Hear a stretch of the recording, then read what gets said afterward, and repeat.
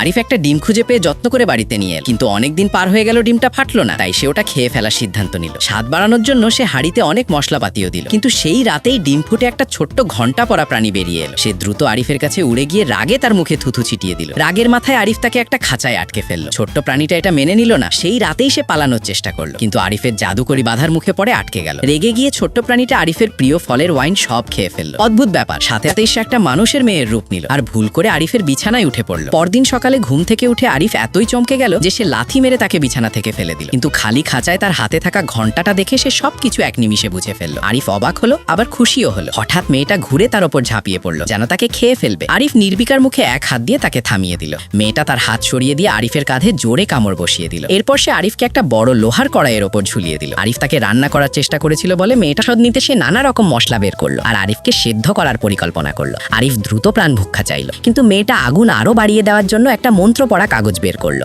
ঠিক সেই চরম মুহূর্তে আরিফ একটা জাদু করলো আর কড়াইটা একগাদা তুলোয় পরিণত হলো। এভাবেই সে নিজের প্রাণ বাঁচালো।